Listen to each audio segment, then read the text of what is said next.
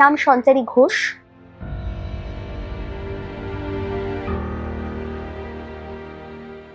আমি প্রেগনেন্ট হই, কিন্তু তার আগে আমার 5টা মিসক্যারেজ হয়ে যায়।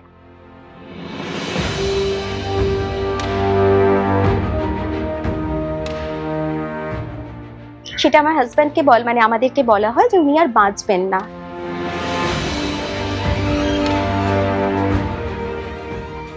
সেই সময় আমার ছেলে বলে আমাদের সবার সামনে যে একটা কথা বলবো, আমি শেয়ার করবো। তা আমরা বললাম বলো। বললো আমি না ফাদার হতে চাই।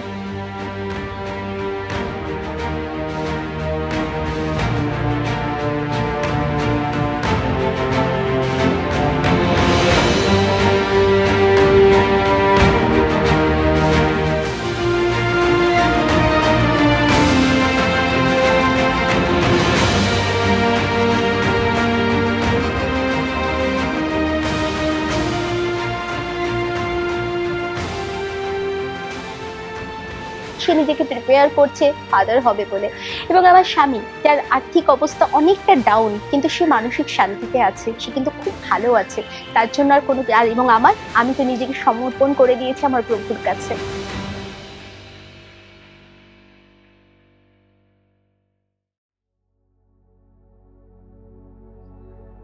Praise the Lord. আমি সঞ্চারী অ্যাগনেস, আমি শ্রীরামপুর প্যারিশের মেম্বার। আজকে বিশেষ একটা দিনে আমি নিজের জীবনের সম্পর্কে সকলের সাথে কিছু শেয়ার করতে চাই। অনেকদিন আগে থেকেই আমি ভেবেছিলাম এমন কিছু শেয়ার করার কথা, তার কারণ আমি যখন সবকিছু সবার সামনে আনবো তখনই হয়তো আপনারা বুঝতে পারবেন যে আমার জীবনে কি পরিবর্তন বা আমার জীবনটা কোথা থেকে কোথায় আজকে এসে পরিণত হয়েছে। আসলে আমি হিন্দু পরিবারের একটি মেয়ে ছিলাম। মেয়ে বলতে আমি বিবাহিত।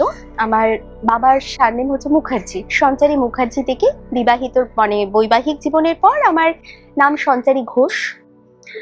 তো সেই সময় আমার কি বলবো, আমি একজন প্রফেশনাল সিঙ্গার ছিলাম। এবং বৈবাহিক জীবনের পর বিয়ের ঠিক 5 বছর 2000 সালে আমার বিয়ে হয়েছে। 2005-এ আমি প্রেগনেন্ট হই, কিন্তু তার আগে আমার 5টা মিসক্যারেজ হয়ে যায়। আমি আপনাদের কাছে এই ঘটনাগুলো তুলে ধরছি তার একটাই কারণ, যে আমি কিভাবে যিশুতে এসেছি। একজন হিন্দু পরিবারে জন্ম নেওয়ার পরেও আমি কিভাবে খ্রিস্ট বিশ্বাসী হয়েছি এবং কিভাবে আমার আজকের জীবনযাত্রা। তো এই সবটা শেয়ার করতে গেলে আমাকে কিছুটা তো পিছনে যেতেই হবে, সেই সময়গুলোতে, বিশেষ করে সেই সময়টা। তো আমার বিয়ের পর 5টা মিসক্যারেজের পর 2005-এ 2005-এ না 2004-এ আমি যখন আবার প্রেগনেন্ট হই, সেই সময় আমার হাজব্যান্ডের একটা ডিজিজ হয় যেটা পেমফিগাস বলে নাম। তো তখন তো আমরা নামটা জানতাম না। হঠাৎ করে দেখলাম স্কিনে যেরকম চিকেন পক্স হয়, ঠিক সেরকমই আমার হাজব্যান্ডের সারা শরীরে এরকম বড় বড় জল ফোসকা টাইপের হয়েছিল। তো আমরা মোটামুটি প্রচুর ডক্টর দেখাই, রিষড়াতে, আমরা থাকি যেখানে আর কি, রিষড়াতে বা আদার্স কলকাতা, অনেক জায়গায়, এবং বড় বড় আরো অনেকে যখন রেফার করলো কি এখানে ওখানে সেখানে, তো আমরা সব জায়গায় ডক্টর দেখাই। কিন্তু লাস্ট অব্দি যেটা হয় সেটা আমার হাজব্যান্ডকে আমাদেরকে বলা হয় যে উনি আর বাঁচবেন না। লাস্ট যে কন্ডিশনটা সেটা হচ্ছে, আমরা তো প্রত্যেকেই ধরুন মার্কেটে যাই চিকেন কাটার জন্য আনার জন্য, তো আমরা জানি চিকেন কিভাবে কাটা হয়। তো সেরকমই পুরো যে স্কিনটা পুরো ছিঁড়ে বেরিয়ে গিয়েছিল, এবং ঘরের মেঝেতে ফ্লেশ পড়তো আর কি, খসে খসে মাংস এতটাই পচে গেছিল পুরো শরীরটা, এবং স্মেল আসতো খুব বাজে একটা। এবং তাকে এসে কোনো জামা কাপড় পরতে পারতো না, কারণ খুব ন্যাচারাল যখন আমাদের স্কিন উঠে যায়, মাংস যখন পড়ে যাচ্ছে, এরকম একটা পচা গলার শরীরে যদি কাপড় পরতো বা কিছু পরতো সেটা তো আবার আটকে যেত। তো ন্যাচারালি জিনিসটা খুব পেনফুল, এবং খুবই যে জায়গাটা আমি প্রকাশ করতে পারছি না। তো সেরকম একটা সময় আমাকেও ডক্টর বলেন যে অ্যাবর্শন করতে, বিকজ ওই কন্ডিশনে যেহেতু আমি কনসেপ্ট করেছি, সেটা আমার বাচ্চা নাকি সুস্থ স্বাভাবিক হবে না। তো সেই কারণে এরকম একটা ব্যাপার। কিন্তু সেই মুহূর্তে না আমি দিশেহারা, কারণ ওরকম একটা মুহূর্ত আমার জীবনে, তখন বাড়িতে প্রত্যেকটা গুরুজন বসতো একটা গোল টেবিলের মতো, সবাই আলাপ আলোচনা করতো যে কি করা যাবে, কি হবে আর কি, এরকম একটা পরিস্থিতির মধ্যে দিয়ে দিনের পর দিন আমাদের যাচ্ছে। লাস্টে আমি শুনেছিলাম ভেলোরে খুব ভালো ট্রিটমেন্ট হয়। তো আমার এক কাকু এবং আমার মামা শ্বশুর তারা প্রায় ভেলোর যেতেন এবং এরকম অনেক পেশেন্টকে নিয়ে যেতেন এবং তারা অনেক সাকসেসফুল হয়েছে তাদের অনেকের ট্রিটমেন্ট। সেটা শোনার পর আমি তাদেরকে রিকোয়েস্ট করি, কারণ আমার বাড়ি থেকে তো সবকিছু হাল হয়ে গিয়েছিল এবং সব থেকে যেটা ন্যাচারাল, আমার হাজব্যান্ড যদি মারা যেত বা আমার সন্তানকে অ্যাবর্শন করতে হতো তাহলে কি হতো, আমার অল্প বয়স ছিল, আমার বাবা মা আমাকে আবার বিয়ে দিত, কিন্তু সেটাই জীবনের সবকিছু না। তো সেই রকম সময় আমি কাকুকে এবং ওই মামা শ্বশুরকে রিকোয়েস্ট করি ভেলোরে যাওয়ার জন্য। তো ওরা তৎকালীন টিকিট কেটে ওকে কিভাবে ভেলোরে নিয়ে যাবে, কারণ জামা কাপড় তো পরতে পারছে না, তো কলা পাতার মধ্যে অয়েনমেন্ট দিয়ে সেটা দিয়ে টোটালি মমি যেরকম ভাবে হয় সেইভাবে আমার হাজব্যান্ডকে টোটালি মমি বানানো হয় এবং তারপর একটা লুঙ্গি শার্ট পরিয়ে তাকে নিয়ে যাওয়া হয়। তো যাই হোক, সেই সময় তো কেউ যাবার ছিল না, তৎকালীন তো সবাই যেতে পারবে না, তো আমার হাজব্যান্ডকে নিয়ে আমার মামা শ্বশুর গেলেন ওখানে। তো ওখানে একদিন থাকার পর আমার হাজব্যান্ড আমাকে ফোন করলেন যে তুমি এখানে চলে এসো, মানে তখন একটা বাচ্চাদের মতো হয়ে গিয়েছিল আর কি, মানে খুব স্বাভাবিক, মানে সেই সময়টা এমন একটা মুহূর্ত তৈরি হয়েছিল যে সময়টা ওর মনে হয়েছিল যে আমি ওর কাছে থাকলে ওর হয়তো ভালো লাগবে বা এরকম একটা কিছু, অতটা দূরেও চলে গেছে। তো সেই সময় ও যখন আমাকে ফোনে বললো, যে অনেক কষ্ট করে ফোন করে আর কি কথা বলে আমাকে যখন বললো তুমি চলে এসো, তো সেটা না আমি আর থাকতে পারিনি। তো আমি সঙ্গে সঙ্গে ওই কাকুকে বললাম যে তুমি আবার টিকিটের ব্যবস্থা করো, আমরা এক্ষুনি বেরোবো, মানে 2-1 দিনের মধ্যে যাতে বেরোতে পারি। তো যাই হোক, টিকিটের ব্যবস্থা করতে ওই কাকু আমাকে আমার মাকে ওখানে নিয়ে যায়। নিয়ে যাবার পরে আমরা অনেক রাতে পৌঁছাই। তো তারপরে যাই হোক, আমাদের ওখানে থাকা এবং ট্রিটমেন্ট শুরু হওয়া, কাকু আর মামা শ্বশুর দুজনেই চলে এসেছিলেন, তো আমরা লজে ছিলাম আমি আর মা, ট্রিটমেন্ট চলছে। ঠিক 10 দিন ট্রিটমেন্ট হওয়ার পর ওখানকার ডক্টর, আর সব থেকে যেটা ব্যাপার ওখানে হচ্ছে সেই সময় 2004-এর কথা বলছি, তো সেই সময় ওখানে কোনো বাংলার ব্যাপার ছিলই না, বাংলা একেবারেই ছিল না, হিন্দিও না, এবং সত্যি কথা বলতে কি আমি ইংলিশে খুব একটা বেশি কমফোর্টেবল নই এবং বুঝতে পারি, বাট আমাকে যে ইংলিশটা বলতে হবে যে ফ্লুয়েন্সি, সেই ব্যাপারটা আমার মধ্যে ছিল না। তো যার ফলে ওখানে একজন ছিল যে আমাকে ট্রান্সলেট করে দিত হিন্দি এবং ইংলিশ, তো যার ফলে আমার একটু সুবিধা হয়েছিল। একজন সিস্টার ছিলেন, আমি হয়তো হিন্দিতে কমফোর্টেবল আমি, যার ফলে হিন্দিতে কথা বলতাম, তো উনি আমাকে সেগুলো হেল্প করতেন যেটা হয়। তো তারপরে 10 দিন ট্রিটমেন্টের পর ওই সিস্টার আমাকে এসে বললেন যে সরি, আপনি আপনার হাজব্যান্ডকে নিয়ে চলে যান, কারণ এখানে আর কিছু করার নেই, উনি বাঁচবেন না, কোনোভাবেই ওনাকে বাঁচানো যাবে না, কারণ উনি কোনো রেসপন্স করছে না। তো এটা শোনার পর তো আর, এবং আমাকে ওখান থেকেও বলে অ্যাবর্শন করে দিতে। তো মানে সেই মুহূর্তে না আমার জীবনে আর কিছু ছিল, মানে তখন আমি সত্যি পুরো শূন্য হয়ে গেছি, মানে শেষ একটা যে আমার জায়গা ছিল, আমি মানে বিশ্বাস নিয়ে এসেছিলাম ভেলোরেই যাচ্ছি, নিশ্চয়ই আমার হাজব্যান্ড ঠিক হয়ে যাবে, কিন্তু ওটা শোনার পর না সত্যি আমার জীবনে আর কিছু ছিল না। তো আমি ওখান থেকে দৌড়ে দৌড়ে চলে এলাম নিচে, মানে একটা আলাদা জায়গা যেখানে চার্চ আছে, তো সিএমসি অনেকেই জানে সেখানে চার্চ আছে বা কিছু, তো সেই চ্যাপেল অ্যাকচুয়ালি। তো আমি তখন কি চার্চ বা কি চ্যাপেল, কে যীশু খ্রিস্ট, আমি সত্যি কিছু জানতাম না, এবং শুনলে হয়তো হাসি পাবে, আমার ধারণা ছিল যীশু খ্রিস্ট একজন বিদেশি দেবতা। এটা হয়তো অনেকেরই হাসি পেতে পারে কথাটা শুনলে, বাট এটাই বাস্তব। আমি বুঝতে পারতাম না সেটা, কিন্তু আমি ছোটবেলা থেকে খুব স্পিরিচুয়াল ছিলাম। তো যাই হোক, এবার তার আগে একটা ছোট্ট জিনিস একটু বলি, না বললে আবার মানে মিস করে গেছি, সেটা হচ্ছে আমি এখানে আসার আগে বাড়িতে 2.5 দিন মতো নির্জলা ব্রত করেছিলাম।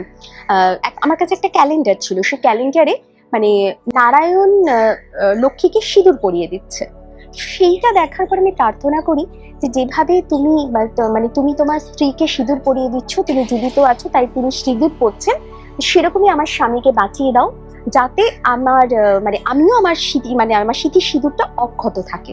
এটা আমার একটা প্রার্থনা ছিল। আমি 2.5 দিন নির্জলা ছিলাম ওই অবস্থায়, আমার বেবি নিয়ে, সন্তান নিয়ে গর্ভে, কিন্তু কিছু হয়নি। যাই হোক, সেখানে যখন আমি ভেলোরে যাই, তো ওই চার্চে যখন আমি ঢুকি চ্যাপেলে, তো ওখানে কেউ ছিল না, একদম খালি, আর ওখানে একটাই গেট ছিল, যে গেটটা দিয়ে সোজা ঢুকে গেলে ওয়ালে মানে ক্রস একটা আছে, জাস্ট একটা ক্রস, মানে প্রভু যিশু ছিলেন না ওটার মধ্যে, আর বাদ বাকি কোথাও কিছু না, শুধু ওয়াল আর বেঞ্চ।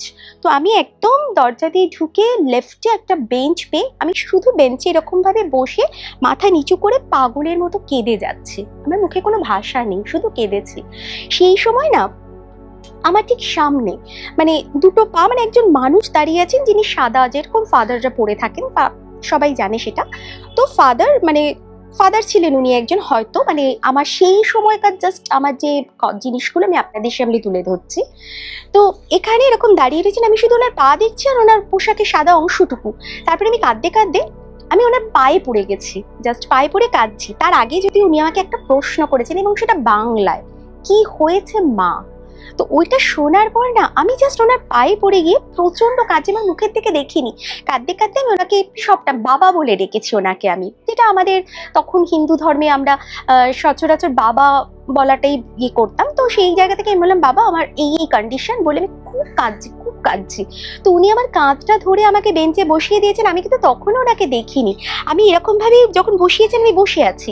তো উনি সেই সময় আমাকে একটা পাতলা চটি বই দিয়েছিলেন, যে বইটার নাম হচ্ছে জীবনে চলার পথে। তো ওই বইটা যখন আমি হাতে পাই, তো বইটা আমি তখন দেখতে দেখতে আমাকে বললো, জাস্ট উনি এই বইটা হাতে দিয়েছেন, দিয়ে আমাকে বললেন, বইটা পড়ো মা, সব ঠিক হয়ে যাবে। ব্যাস, আর কিন্তু উনি আমাকে কিচ্ছু বলেননি। উনি বইটা হাতে দিয়ে উনি মেকে মানে ব্যাক করে উনি সোজাই ক্রসটার দিকে চলে গেলেন। এবং আমি বইটা জাস্ট এরকম একবার দেখলাম ওনার দিকে, দেখে আমি বইটা নিয়ে বেরিয়ে চলে আসি। এবং তারপর আমি হাজব্যান্ডের ওখানে সিস্টারের কাছে একবার যাই, যদি কিছু আরো কিছু বলাতে বা মেডিসিন দেওয়ার থাকে। তো যাই হোক করে আমি যখন বাড়ি মানে লজে ফিরছি, সেই সময় ওই ফুটপাতে সব ফটো বিক্রি হয় না, মানে প্রভু যিশুর বিভিন্ন ফটো, তো ওখান থেকে সেক্রেট হার্ট, আজকে জানি ওটা সেক্রেট হার্ট, বাট তখন আমি জানতাম না। তখন জানতাম যে ওটা যিশুর একটা ছবি। তো 35 টাকা দিয়ে সেই সময় আমি যিশুর ওই ছবিটি কিনি এবং ওটা নিয়ে আমি লজে আসি। চান খাওয়া দাওয়ার পর দুপুরবেলা যখন একটু রেস্ট নিচ্ছি, তখন এই বইটি খুলি। বইটাতে প্রভু যিশুর সমস্ত অলৌকিক ঘটনা ওই বইটাতে আছে। তো তারই মধ্যে আমি দেখলাম যে লাজারুস অর্থাৎ লাজারকে তিনি যখন জীবন দান দিয়েছিলেন মৃত্যুর পর, তো সেই ঘটনাটা যখন আমার চোখের সামনে আসে, আমি ঘটনাটা পড়ি, সেই সময় না আমি অদ্ভুতভাবে উঠে পড়ি এবং আমার মা পাশে ছিল। সেই সময় আমি ছবিটার দিকে তাকাই এবং তাকিয়ে বলি, প্রভু তুমি কে? আমি তোমাকে চিনি না, কিন্তু এই কাহানি মানে এই গল্পটা পড়ে আমি এটা বুঝতে পারছি তুমি একজন পাওয়ারফুল গড, আর তোমার এতটাই পাওয়ার যে তুমি একজন মৃত ব্যক্তিকে জীবন দান দিয়েছো। তো প্রভু আমার এই সন্তান, সেও এখনো মরে যায়নি, আমার স্বামী সেও এখন জীবিত। তো যদি তোমার সত্যি এত পাওয়ার থাকে, যদি তুমি আমার স্বামী এবং সন্তান দুজনকেই যদি তুমি সুস্থ সবল করে বা আমাকে সুস্থ করে দিতে পারো, তাহলে আমার পরিবার তোমার চরণে সমর্পিত হবে। মানে এইটা ছিল আমার ছোট্ট একটা মানত প্রভুর কাছে, প্রথম জীবনে প্রথম। তো সেই দিন যখন বিকেল 4টের সময় ভিজিটিং আওয়ারে আমি আর আমার মা যাই, তখন যে সিস্টার বলেছিল ফেরত নিয়ে চলে যেতে, সেই সিস্টার দৌড়াতে দৌড়াতে এসে বলে একটা গুড নিউজ আছে, কি না 0.05 আমার হাজব্যান্ড নাকি ট্রিটমেন্টে রেসপন্স করেছে। সেই কারণে তারা ডিসিশন নিয়েছেন এবং একজন নতুন ডক্টরও নাকি এসেছিলেন। তো ডিসিশন নিয়েছে যে আমাকে আর মানে আমার হাজব্যান্ডকে ছাড়া হবে না, আবার নতুন করে ট্রিটমেন্ট স্টার্ট হবে। তো এটা আমার কাছে মানে স্বাভাবিক, মানে আমি তখন একটা মানে কি বলবো, আমি তখন মানে সেই আনন্দ প্রকাশ করার মানে বোঝানোর মতো না। তো আমি দৌড়াতে দৌড়াতে সেই চ্যাপেলে আবার যাই ওনাকে খোঁজার জন্য, যিনি আমাকে বইটা দিয়েছিলেন। কিন্তু অদ্ভুত একটা বিষয়, আমি ওনাকে খুঁজে তো পাইনি, এবং আমি যাকে যাকে সাহায্যের জন্য বলি এবং এই ঘটনাটা বলি, তারা আমার সঙ্গে এমন একটা রিয়াকশন দিল বা আমার সঙ্গে এমন একটা বিহেভ করলো যেন মনে হলো আমি কোনো পাগল, মানে এরকম কোনো ব্যক্তি নাকি সেখানে নেই। মানে আমি তখন অদ্ভুত, আমি তারপরেও গেছি ওই বইটা নিয়ে, যে এই বইটা আমাকে দিয়েছে, এই বইটা আমাকে দিয়েছে, বাট ওই যে বললাম মানে সবাই তখন মানে পাত্তাই দিচ্ছে না আমাকে, মানে একটা ভাবছে বোধহয় আমি কোনো পাগল, আমি বোধহয় পাগলের মতো প্রলাপ করছি। এবং আমি সিস্টারকেও যাই, সিস্টারের কাছেও সাহায্য চাই, কিন্তু সিস্টারও মানে ওইভাবে আমার সঙ্গে খারাপ ব্যবহার করেননি, বাট সিস্টার বললেন যে হতে পারে আসলে কে তাহলে, মানে এরকম একটা ব্যাপার করে আমার সিস্টারও বুঝিয়ে দিলেন যে উনিও জানেন না। আমার কাছে এই জিনিসটা খুব আশ্চর্য লেগেছিল। কিন্তু সত্যি কথা বলতে কি, আমার তারপর ওখানে আমরা আরো 1 মাস মতো ছিলাম। তো এই 1 মাসে আমাদের জীবনে এত মিরাকল হয়েছে, যে ছোট ছোট ছোট ছোট যে মিরাকল গুলো হয়েছে, সেগুলো আমি যদি বলতে যাই অনেকটা সময় লেগে যাবে এবং অনেকটা বড় ব্যাপার হবে। তো সেই কারণে সেই মিরাকল গুলো আমি বলছি না। কিন্তু আমার স্বামীকে সেই 1 মাস পর আমি রীতিমতো সুস্থভাবে আমি বাড়ি নিয়ে আসতে পেরেছি। এবং হ্যাঁ, ওখানে একটা আমার ইউএসজি হয়, যেখানে ডক্টর আমাকে বলেছিলেন, না ডক্টর ডিনসি ওনার নাম ছিল, তো উনি বলেছিলেন যে আপনি ভালোভাবে বাড়ি যান, আপনার সন্তান আপনার বেবি একদম ঠিক আছে। তো সেই আমার প্রথম সন্তান আমার মেয়ে, তো তার নাম যার জন্য আমরা নিকনেম হিসেবে ডিনসি রেখেছি ভালোবেসে। তো যাই হোক, ওখান থেকে ফিরে আসার পর আমি ব্যান্ডেল চার্চে যাই কারণ আদার্স যে আমাদের শ্রীরামপুর যে একটা প্যারিশ আছে বা কিছু, সেটা আমাদের ধারণার বাইরে, বা আমি সত্যি কথা এতটা জানতাম না, কিন্তু হ্যাঁ ব্যান্ডেল চার্চের নাম শুনেছিলাম। সেই কারণে ব্যান্ডেল চার্চে যাই, এবং ওখানে তখন ফাদার ছিলেন। আমি ফাদারের নাম বলতে চাইছি না এই কারণে, কারণ যে ফাদার ছিলেন তিনি আজকে আর আমাদের মধ্যে নেই। তো আমি নাম আর বলছি না। তো ঘটনাটা অনেকেই, আমি যে আজকে সবার সামনে তুলে ধরছি আমার এই সাক্ষ্য, এটা যারা যারা শুনবে তারা অনেকেই জানে আমার জীবনের ঘটনা, তো তারা জানলে বুঝতেই পারবে। তো সে কারণে আমি নাম নিচ্ছি না। তো তখন তিনি যে প্যারিশ প্রিস্ট ছিলেন আর কি, তাকে আমি সব ঘটনাটা খুলে বলি। তো তিনি তখন আমাকে বললেন যে দেখো মা, তোমার সব কথা শুনলাম ভালো, কিন্তু তার জন্য তোমাকে খ্রিস্ট ধর্ম নিতে হবে না। তুমি চার্চে এসো, তুমি মিশা করো, সব ঠিক আছে, তুমি আশীর্বাদ পাবে, কিন্তু তোমাকে ধর্ম বদলানোর কোনো দরকার নেই। তখন আমি ওনাকে বললাম, কিন্তু তার মাঝখানে না আমি কিছু বই পড়েছিলাম, যে কিনেছিলাম আর কি। তো জেনেছিলাম যে খ্রিস্ট প্রসাদ আমি যতক্ষণ না নিচ্ছি, আমি পরম প্রসাদ যতক্ষণ না নিচ্ছি, আমি সঠিকভাবে খ্রিস্ট বিশ্বাসী হতে পারবো না। তো এটা কোথাও না কোথাও মানে আমাকে খ্রিস্ট ওই জিনিসটা আমার ভেতরে ঢুকে গেছিল, যে না, যদি নিতেই হয় আমি সম্পূর্ণভাবে আমার খ্রিস্টকে গ্রহণ করব। তো এই জন্য আমি ফাদারকে যখন সবটা বলি, ফাদার বললেন যে তুমি তো এখনো যে অবস্থায় আছো, তুমি সন্তানের জন্ম দাও, সুস্থ হও, তুমি এসো, আমরা তোমার জন্য নিশ্চয়ই চিন্তা করব। তারপরে আমি বাড়ি আসি, আমার মেয়ের জন্ম হয়, মেয়ে আমি একটু সুস্থ হই, যেহেতু আমার সিজার হয়েছিল, আমি সুস্থ হই। তারপর কিন্তু আমি আবার যাই। তো যথারীতি ফাদার যেটা হয়েছিল, অনেকগুলো বছর কেটে গেছে, তো মানে অনেকটা দিন কেটে গেছে, তো ফাদার ভুলে গিয়েছেন আমার ব্যাপারটা। তো যাই হোক, তারপরে আমি ফাদারকে আবার সবটা মনে করাই যে কি কি হয়েছিল। তো ফাদারের মনে পড়ে। তখন ফাদার বললেন যে দেখো, এইভাবে তো দীক্ষা দেওয়া যায় না, তোমাকে এর জন্য জানতে হবে বাইবেল কি বা খ্রিস্ট কে, সেই সম্পর্কে তোমাকে জানতে হবে। তার জন্য তোমাকে একটা কোর্স করতে হবে। তো সেখানে জীবনজ্যোতি বলে তখন একটা সেন্টার ছিল, জীবনজ্যোতি, ওখানে মতি স্যার বলে একজন ছিলেন। স্যার, যাই হোক আমি নাম নেবো না বলেও আসলে ব্যাপারগুলো কি, আমার জীবনে এই মানুষগুলোর এতটা গুরুত্ব, এতটা মূল্যবান, যে নাম নেবো না ভেবেও মানে নামটা চলেই আসে আর কি। তো যাই হোক, ওই স্যারের কাছে আমি যাই, স্যারের কাছে মানে ফাদারই আমাকে পাঠালেন। তো ওখানে যাই, ওখানে আমি বাইবেলের একটা কোর্স করি। তো সেটা, সেই কোর্সটা করার পর ডিস্টিংশন নিয়ে পাশ করি, কারণ ওখানে পরীক্ষা দেওয়া হয়। তো সেটা ডিস্টিংশন নিয়ে আমি পাশ করি, এবং সেখানেও আমাকে একজন সিস্টার, নাম নিচ্ছি না, আরেকজন ফাদার, তারও নাম নিচ্ছি না, সেই ফাদার কিন্তু মানে কি বলবো, আমার কাছে আমার বাবার পরে যদি কেউ হয়ে থাকেন তো সেই ফাদার, তারও নাম নিলাম না। এনারা আমাকে ওই কোর্স করতে প্রচুর সাহায্য করেছেন, খ্রিস্ট বিশ্বাসী হতে আরো অনেক বেশি করে সাহায্য করেছেন। তারপরে আমার দীক্ষার যখন সময় আসে, আমাকে বলা হয় ওখানে হবে না। তারপর 2007-এ আমাদের দীক্ষা হয় সম্পূর্ণভাবে, আমার হাজব্যান্ড এবং আমার মেয়ে, আমাদের একসাথে দীক্ষা হয়, এবং শ্রীরামপুর প্যারিশে ফাদার ভ্যালেরিয়ানের হাতে ইয়েতে আমাদের দীক্ষাটা হয়। এবং সব থেকে বড় কথা, দীক্ষার আগে ফাদার ভ্যালেরিয়ান আমাদের পরিবারের সঙ্গে দেখা করেছিলেন, কারণ ওনার বক্তব্য যে তোমরা বললেই তো দীক্ষা দেওয়া যাবে না, তোমাদের ফ্যামিলিতে যেহেতু কোনো গার্জিয়ান আছে সেহেতু তাদের পারমিশন দরকার। তো সেই কারণে আমার বাবার কাছে আসেন উনি। আমার বাবা তখন একটাই কথা বলেন যে ফাদার, যদি আমার মেয়ে কোনো খারাপ কিছু করতো, যদি অশ্লীল কিছু করতো, তাহলে আমি আমার মেয়েকে ত্যায্য কন্যা করে আমি আমার জামাইকে ছেলে হিসেবে গ্রহণ করতাম। কিন্তু আমার মেয়ে যেটা করেছে তার জন্য আমরা খুশি, এবং আমরা খুব আনন্দের সাথে দীক্ষার দিন আমরা যাব। এবং আমার শাশুড়ির কাছে যখন ফাদার গিয়ে একই কথা যখন জিজ্ঞেস করে, সেখানেও একই কথা ভাবে আমার শাশুড়ি বলেন যে আমার কোলের সন্তানকে আমার বৌমা ফিরিয়ে দিয়েছে, সেক্ষেত্রে খ্রিস্ট ধর্ম কেন, যদি সে মুসলিম ধর্মেও যেত আমি মেনে নিতাম, কারণ আমার সন্তান জীবিত, আমার সন্তানকে আমি স্পর্শ করতে পারছি। সে কারণে আমরাও আনন্দ সহকারে আমিও দীক্ষার জায়গায় যাব। তো এই ছিল আমার দীক্ষার জীবনী। মানে আমি কেন একজন হিন্দু পরিবারের মেয়ে হয়েও, তার উপর কি ভরদ্বাজ গোত্র, তারপরেও আমি খ্রিস্ট বিশ্বাসী কেন হলাম। সব থেকে বড় কথা, মানে আমি অভিনয় জগতে যাই, মানে আস্তে আস্তে আমি স্টেপ বাই স্টেপ এগোচ্ছি। তো এইটা হচ্ছে আমার খ্রিস্ট বিশ্বাসী হওয়ার গল্প। তো এবং আমি সেই সময় আমি প্রফেশনাল, মানে সন্তান আসার আগে আর কি, প্রেগনেন্ট হওয়ার আগে আমি কিন্তু একজন প্রফেশনাল সিঙ্গার ছিলাম। প্রচুর স্টেজ শো করেছি, প্রচুর জায়গায় শো করেছি। তো মেয়ে হওয়ার পর আমি আস্তে আস্তে আমার একটু শোগুলো হয়ে গেছিলো, কমে গেছিলো। কিন্তু খ্রিস্ট ধর্মে আসার পর আমি আস্তে আস্তে আবার শো টুকটাক করে করতে শুরু করি। কিন্তু ব্যান্ডেল চার্চ হচ্ছে আমার জীবনের সবকিছু, যেহেতু ওটাই আমার জীবন। তো ওখানে যাবার পরে আমাকে ফাদাররা বলেন, আমি ওখানে স্যাক্রামেন্টে বসতাম।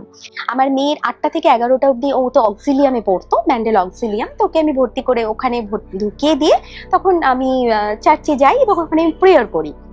এবং ওখানে 8টা থেকে 11টা স্যাক্রামেন্টে আমি একা থাকতাম, এবং কখনো কখনো সিস্টাররা থাকতেন। বাদ বাকিতে এবার মাঝে মাঝে অনেকেই আসতেন, প্রার্থনা করতেন, চলে যেতেন। কিন্তু আমাকে ওই টাইমটা দেওয়া হয়েছিল, আমি ওইটুকু মানে সময় আমি ওখানেই থাকবো, প্রার্থনা করব। তো দিনের পর দিন প্রার্থনা করতে করতে করতে করতে অদ্ভুতভাবে আমি একটা আলাদাই জগতে চলে যাই। এবং আমি ধ্যান করার জন্য সিস্টারদের জিজ্ঞেস করতাম যে কিভাবে। সিস্টার আমাকে, যে সিস্টার শিখিয়েছেন উনি প্রচুর হেল্প করতেন, আরো 2-3জন সিস্টার ওখানে ছিলেন। তো আমি জিজ্ঞেস করতাম কি করে আরাধনা বা ধ্যান, মেডিটেশন কিভাবে করা যায়। তো আমার সিস্টার বললো তুমি চোখ বন্ধ করো বা 5 মিনিট। তো আমি চোখ বন্ধ করলাম, আমাকে বললো তুমি কি শুনতে পাচ্ছ। আমি বললাম রিক্সার আওয়াজ শুনতে পাচ্ছি। তো যাই হোক, ওনারা আমাকে শেখালেন কি করে মেডিটেশন করতে হয়। তো এইভাবে যখন আমি দিনের পর দিন প্রার্থনা করছি, বেশ অনেকগুলো মাস কেটে গেছে। একদিন আমি দেখি আমি অজ্ঞান হয়ে গিয়েছি। মানে আমি জানি না, মানে আমি যেটা দেখেছি সেটা বলছি। মানে বেশ কিছুক্ষণ পর আমি যখন চোখ খুলি, আমি দেখি আমি একটা সিস্টারদের রেস্টরুম থাকে যেখানে সিস্টাররা রেস্ট করেন, সেরকমই একটা ছোট সরু খাটের মধ্যে আমি শুয়ে রয়েছি। আমার মাথার কাছে একজন সিস্টার প্রে করছেন, আর পায়ের কাছে একজন সিস্টার প্রেয়ার করছেন, আর সাইডে একজন আছেন। তো আমি যখন চোখটা খুললাম, দেখলাম সিস্টাররা প্রার্থনা করছেন। সেই সময় আস্তে আস্তে ওঠার পরে সিস্টাররা জিজ্ঞেস করলেন তুমি এখন কেমন ফিল করছো। আমি তো বললাম হ্যাঁ সিস্টার, বেটার ফিল করছি। আমার কি হয়েছে বললো, তখন আমাকে আর কিছু বললেন না, না বলে আমার মাথায় 3জন সিস্টারই হাত রাখলেন, রেখে ওনারা প্রার্থনা করলেন। তারপর আমাকে বললেন কংগ্রাচুলেশনস, তুমি ব্লেসিংস পেয়েছো। তো আমি সেটার মানেও বুঝিনি যে ব্লেসিংস পেয়েছি মানে আমরা তো আশীর্বাদ পাই, মানে তখনও পর্যন্ত তো আমি সেইভাবে তো সমস্ত কিছুই বুঝি না আর কি। তো ঠিক আছে, ব্লেসিংস পেয়েছি মানেটা আমি তখন অতটা বুঝতে পারিনি। তারপর থেকে যেটা হলো, আমি যখনই স্যাক্রামেন্টে গিয়ে বসতাম, প্রতিদিন আমার কানে একটা করে নাম দেওয়া হতো প্রার্থনার জন্য। মানে আমি তারপর যে 3টে ঘরটা থাকতাম ওখানে, প্রচুর বই আমাকে ওনারাই দিতেন। আমাকে বাংলাই দেওয়া হতো, যেহেতু আমি বাংলাতে কমফোর্টেবল, হিন্দিতেও কমফোর্টেবল, বাট আমাকে বাংলাটাই দেওয়া হতো। তো আমি সারাক্ষণ ওখানে রোজারি করতাম। এবং রোজারি এক রকমের তো হয় না, প্রচুর রকমের রোজারি আছে, অনেকে জানেন আবার অনেকে হয়তো জানেন না। তো আমাকে কিন্তু সিস্টাররাই সাহায্য করেছেন এবং জানতে সাহায্য করেছেন। আমি নিজেও জানতাম না যে এত রকমের রোজারি হয়। এবং কিছু কিছু রোজারি আছে যেগুলো হচ্ছে 7টা রহস্য হয়, 7 মিস্ট্রিজ। তো সেটাও আমি জানতাম, মানে তারপর থেকে জানতে শুরু করলাম। তো আমি ওখানে সারাটা দিন শুধু রোজারি পড়ে যেতাম। তখন খুব একটা বেশি বাইবেল পড়তাম না, মানে বাইবেলের যে মাহাত্ম্য সেই সময় কিন্তু আমি সেটা জানতাম না। মানে আমার যতটা প্রার্থনা শুধু আমার এই রোজারিকে ঘিরে, মানে রোজারি নিয়েই প্রার্থনা করতাম। তো এরকম ভাবে ওখানেও 3টে মিরাকল হয়। মানে রুগীদের নামে যখন আমি প্রার্থনা করেছিলাম, তো সেই প্রার্থনার ফলে সেই রুগী সুস্থ হয়েছিল বা কিছু এরকম, ওখানে 3টে ঘটনা আছে। তারপর যাই হোক, আমি আবার ওখানে তো আমি, হ্যাঁ ভালো কথা, তারপরে ওখানে থাকতে থাকতে আমি রিট্রিট সিঙ্গার হই। রিট্রিট সিঙ্গার বলতে ওখানে আমি যখন আরাধনায় গান করতাম, তো ফাদার সিস্টার সকলেই শুনেছিলেন যে আমি গান করি। তখনই ওনারাই আমাকে বললেন, যেমন ওখানে হয়তো 30 জন সিস্টার বা ব্রাদার এরকম হয় না, মানে একটা রিট্রিট হয় যখন, যেগুলো রিলিজিয়ানদের জন্য আর কি, সবার জন্য না। তো সেখানে আমি একা কিবোর্ড বাজিয়ে গান করতাম। আর ফাদাররা যেরকম টক দিতেন, আমাকে যখন যখন বলতেন গান করতে, আমি তখন তখন করে গান করতাম। তারপরে কি হলো, এবার একটু সমস্যা দেখা দিল, যেহেতু 8টা থেকে 11টা, এবার 11টায় মেয়ে ছুটি। তো আমাকে মেয়েকে নিয়ে কি করতে হয়, ব্যান্ডেলে আমাকে থাকতে হতো। ওই সময়টা ও তো খুব ছোট ছিল, 4 বছর কি 5 বছর তখন ওর বয়স। তো অসুবিধে হতো, একটা ছোট্ট মেয়ে। তারপরে না হলে আমাকে রিক্সায় গিয়ে মেয়েকে রেখে আমাকে আবার আসতে হতো। তো এরকম একটা সমস্যা হতে তখন ওখানকার যিনি বড় ফাদার ছিলেন, উনি আমাকে বললেন তুমি এখানে থাকো, তোমার থাকার ব্যবস্থা করে দেবো, তো বাড়িতে কথা বলো। তো আমি তখন আমার বাড়িতে কোনো অসুবিধা নেই, কারণ আমি এতটাই খ্রিস্ট বিশ্বাসী এবং এতটাই ভালোবাসতাম। আমার বাড়ি থেকে কোনোদিন আমার হাজব্যান্ড বা আমার কেউই আমাকে কখনো কোনো কিছুতে আপত্তি জানায়নি। তো আমি যখন বাড়িতে কথা বলি, ওরা এক কথায় রাজি হয়। কিন্তু হ্যাঁ, এটা বলে দিয়েছিলেন ফাদাররা যে তোমরা সিস্টারদের সাথে ওনাদের ইয়েতেই থাকবে, কনভেন্টেই থাকবে। তো সেহেতু তোমার হাজব্যান্ড কিন্তু ওখানে আসতে পারবে না। তো এটা খুব স্বাভাবিক একটা ব্যাপার। তো সেটা আমাকে বলেছিলেন ফ্রাইডে তুমি বাড়ি যেতে পারো, বা তোমার হাজব্যান্ড হয়তো রবিবার আসলেন, চার্চে তোমরা একসাথে কাটালে, ঠিক আছে এরকম। তো আমি সেরকমই ফ্রাইডে হয়তো কখনো কখনো বাড়ি যেতাম, কখনো বা আমার হাজব্যান্ড হয়তো সত্যি সানডে আসতেন, এখানে একসাথে মিলেমিশা করতাম, এভাবেই আমাদের জীবন কাটছিল। তার মানে আমরা ব্যান্ডেলেই ছিলাম এবং সিস্টারদের সাথে। তো সেই সময় থাকতে থাকতে না অটোমেটিক কি হয়েছিল, যেহেতু সিস্টারদের সাথে ছিলাম, আমি না পোশাকে একটা পরিবর্তন এসেছিল। মানে হঠাৎ করে নিজের থেকেই সাজগোজ পুরো বন্ধ হয়ে গেল, সাদা পোশাক পরতে শুরু করলাম। মানে জানি না কেন, আমাকে কিন্তু কোনো সিস্টার বলেনি এটা বা কেউই বলেনি, কিন্তু ওনাদের সাথে থাকতে থাকতে না, মানে ওনাদের ওই পবিত্র জীবনযাপন বা ওনাদের ওই পবিত্রতার সাথে না নিজের এই রংচঙে পোশাকটাকে আমি ঠিক মেনে নিতে পারতাম না। তো নিজের থেকে আমার এটা হয়েছিল। তারপর যাই হোক আমি প্রেগনেন্ট হই আবার সেকেন্ড টাইমস। তো প্রেগনেন্ট হওয়ার পরে এবার আর তার পিছনে আরেকটা ঘটনা, ওটাও একটা ছোট্ট ঘটনা বলি। সেটা হচ্ছে আমার মেয়ে তো খুবই ছোট্ট, সে তো কিছুই জানে না, বা আমি যে প্রেগনেন্ট হয়েছি তখনও আমি জানি না। একদিনের ঘটনা, আমি মার্কেটে যাব, তা মেয়েকে বললাম বাবু চলো মার্কেটে যাব। তো ওর কাছে দুটো ডল ছিল, একটা হচ্ছে ছোট্ট টেডি আর একটা হচ্ছে বারবি ডল। ও বারবি ডলটাকে রাখলো, ছোট্ট টেডিটা কোলের মধ্যে বসালো, বসিয়ে বলছে এই যে তুমি অ্যান্টনির খেয়াল রাখবে, অ্যান্টনি তোমার ভাই, তুমি কিন্তু আমরা কিন্তু একটু বাইরে যাচ্ছি, তুমি কিন্তু ওকে একদম দুষ্টু করবে না। মানে একটা বাচ্চা যেরকম খেলার ছলে বলে আর কি। তখনও কিন্তু আমি প্রেগনেন্ট সেটা আমি জানি না, এবং আমার মেয়েও কিন্তু কিছু জানে না। ওইটি বলে আমি বললাম মা অ্যান্টনি আবার কে? বলছে অ্যান্টনি আমার ভাই তো। বলে আমি ও আচ্ছা, বলে আমিও জানি বাচ্চা একটা মেয়ে। আমরা বেরিয়ে যাই এবং তার ঠিক ওই কয়েকদিনের মধ্যেই আমি জানতে পারি মেয়ে প্রেগনেন্ট। তো এটা আমার কাছে একটা আশ্চর্য লেগেছিল যে আমার মেয়ে হঠাৎ করে এরকম একটা কথা বলেছিল ভাই। তো ঠিক আছে, সেটা অবধি ঠিক আছে, আশ্চর্য হলেও অতটাও আশ্চর্য না। অ্যাকচুয়ালি আমি এই জন্যই আশ্চর্যকর কথাটা বলে ফেললাম, কারণ পরবর্তী ঘটনাটা যেটা ঘটেছে সেটাই আমার মাথায় আছে আর কি। তো যাই হোক, তারপরে এবার আমি প্রেগনেন্ট হওয়ার পরে ওকে ফাদাররাকে ওখান থেকে আসতে দেননি। ফাদাররা চাইছিলেন আমি ওখানেই থাকি, ওখানকারই কোনো হসপিটালে ব্যবস্থা করে দেবেন, সিস্টারদের হাতে আমার সন্তান বড় হবে। মানে সিস্টারও আমাকে রিকোয়েস্ট করছে তুমি কেন ভয় পাচ্ছ, আমরা আছি তো, আমরা তোমার সন্তানকে বড় করব। তো কিন্তু একটা হয় না যে ওই সময়টা মানে মনে হয় মা বা কাছে বা রিলেটিভ যারা তারা একটু থাকুক সঙ্গে। তো ওটা একটা হয় প্রত্যেকটা মেয়ের জীবনেই, হয়তো যারা যারা এখানে মা যারা শুনবেন তারা সবাই বুঝতে পারবেন যে হ্যাঁ ওই পরিস্থিতিটা তাই হয়, সবাই আপনজনের কাছে থাকতে একটু বেশি পছন্দ করে। আমারও তাই হয়েছিল। তো আমি সবকিছু ছেড়ে, এবং ফাদার কিন্তু বলেছিলেন যে দেখ বাড়ি ছাড়িস না, বাড়িটা থাক, মানে বাড়ি বলতে সিস্টার ওখান থেকে আমার যে জিনিসপত্রগুলো ছিল বা যা কিছু, যেগুলো থাক, এগুলো নিয়ে যাওয়ার কোনো দরকার নেই, কারণ তুই সবকিছু করে তুই আবার এখানে চলে আসবি। কিন্তু না, আমার মনে হয়েছিল যে আমি আর আসবো না, মানে হয়তো হবে না বা কিছু, আমি সবকিছু ছেড়ে চলে আসি। তারপরে এবার আমার প্রেগনেন্সি পিরিয়ডে আমার শ্রীরামপুরের সাথেই ঠিক আছে, ওখানকার ফাদাররা আমাকে কমিউনিয়ন দিতে বাড়িতে আসতেন। যেহেতু আমি দীক্ষা নেবার পর থেকে এমন একটা দিনও যায়নি তো আমি কমিউনিয়ন নিইনি, মানে একটা দিনও না, আমার লাইফে একটা সানডে ওরকম যায়নি। মানে এরকম হয়েছে যে আমি হয়তো অনেকগুলো পেয়েছি সেটাও ঠিক আছে, কিন্তু উইকলি যে একটা, সেটাও আমার মিস হয়নি। সেই কারণে আমি যখন প্রচন্ড অসুস্থ হয়ে পড়ি লাস্টের দিকে, মানে সময়টা এগিয়ে আসে, তো আমার জুলাই মাসে ডেট দেওয়া ছিল, জুলাইয়ের একদম এন্ডে। তো সেই সময় আমি ফাদারকে রিকোয়েস্ট করি যে ফাদার, আমাদের যিনি প্যারিশ প্রিস্ট, রিকোয়েস্ট করি যে ফাদার আমার তো একটাও মিস হয়নি, তো প্লিজ আপনি এইটুকু একটু মাথায় রাখবেন যে আমার যেন একটা মিসও না হয়, আপনি প্লিজ আমার বাড়িতে এসে আমাকে একটু কমিউনিয়নটা দেবেন। তো উনি খুব খুশি হয়েছিলেন, বললেন নিশ্চয়ই, কারণ আপনি একটাও মিস করেননি, কেন আমরা ইয়ে করবো। তো এই ফাদারও এসেছিলেন, এসে দিয়েছিলেন। তো তারপরে আসে সেই 13ই জুন, সেই দিন যেদিন আমার সন্তান জন্ম নেয় অ্যান্টনি। তো আমাদের কিন্তু আমার ডেট ছিল জুলাই। তো সেদিনকে আমার হাজব্যান্ড যখন চার্চ থেকে আসে, এসে আমাকে চার্চের গল্প আমি সবসময় শুনতাম, কারণ ফাদার তো এসে আমাকে বিকেলে কমিউনিয়ন দিতেন, তো সেই জন্য আমি গল্পটা শুনতাম। তো সেই জন্য ও আমাকে এসে বলতো যে এরকম এই হোমিলিতে এই বলেছে তাই বলেছে, এবং সেদিনকে পাদুয়ার অ্যান্টনি, সেন্ট অ্যান্টনির পর্বদিবস 13ই জুন। তো সেই গল্প যখন আমাকে, অলৌকিক গল্পগুলো আমাকে বলছে, আমি শুনছি। তারপরে হঠাৎ করে দুপুরে খাওয়া দাওয়া করে শোবার পর বিকেলের দিকে মানে আমার অদ্ভুত একটা পেইন আসে, এবং আমার পুরো ফ্লুইডস বেরিয়ে যায়, এবং খুব ক্রিটিক্যাল একটা কন্ডিশন তৈরি হয়, কারণ সেটা ছিল সানডে, কোনো ডক্টর ছিল না। তো এরকম একটা 2010, কোনো ডক্টর ছিল না, মানে কারণ সানডেতে তো ডক্টরদের পাওয়া যায় না না। তো যাই হোক, সেই সময় আমাকে জোর তাড়াতাড়ি করে সবকিছু অ্যারেঞ্জ করে আমাকে নিয়ে যাওয়া হয়। তো ডক্টরকে ফোন করা হয়, ডক্টর ছিলেন না, কিন্তু ডক্টর ফিরে আসেন সঙ্গে সঙ্গে। এবং তারপর যখন ওখানে যাই, সেখানে আমার হাতে কিন্তু রোজারি সব সময় ছিল, এবং ওইখানেও তখন ডক্টর বলেন এটা হাত থেকে দিয়ে দিতে। আমি বললাম যে না, এটা আমি হাত থেকে ছাড়বো না, আপনি যাই করুন, আমি এটা ছাড়বো না। তারপরে এবার বলা হয় যে দুজনের লাইফ রিস্ক আছে, এটা জানিয়ে দেয়। তারপরে আমি প্রার্থনা করতেই থাকি। তারপর বলে যে এরকম লাইফ রিস্ক আছে, বেবি কিংবা ওয়াইফ যে কোনো একজন বাঁচবে এরকম। তারপর আমার সন্তান যখন হয়, আমার সন্তান কাঁদেনি প্রায় আধ ঘন্টা। সেই সময় ওরাও খুব টেনশনে পড়ে গেছিল, যার জন্য কাউকে খবর দেয়নি। তখনও কিন্তু মানে ওরকম একটা ব্যাপার, কারণ আমি তো তখন এবার কি হয়েছে, আমার যেহেতু মানে অ্যানেস্থেসিয়া, লোকাল অ্যানেস্থেসিয়া করেছে, তখন কি হয় হয়তো অবশ্য ব্যাপারটিকে এটা ঘোরেই তো থাকছি না, কিন্তু জিনিসগুলো তো সবটাই বুঝতে পারছি। তো আমার তো হাতে রোজারি ছিলই।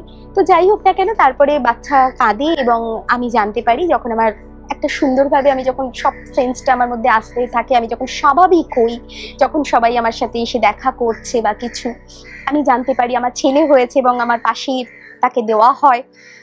তো অদ্ভুত ভাবে আমার তখন মানে এই জিনিসগুলো মানে সেই দিন নয়, আবারও তাহলে ভুল বলা হয়ে যাবে, সেই দিন নয়, কিন্তু সবকিছু যখন ঠিকঠাক হয়ে যায়, মানে তখনই আমি চিন্তা করি যে হ্যাঁ সত্যি তো অ্যান্টনি। কারণ এই যে অ্যান্টনি, প্রথমত আমি যখন প্রেগনেন্ট হইনি, আমার মেয়ে খেলার ছলে বলেছিল এটা আমার ভাই অ্যান্টনি। সেই সময় কিছুদিন পর আমি প্রেগনেন্ট হই এবং আমার ডেট ছিল জুলাইয়ের একদম লাস্টে 25 বা 26 এরকম একটা কিছু ডেট ছিল।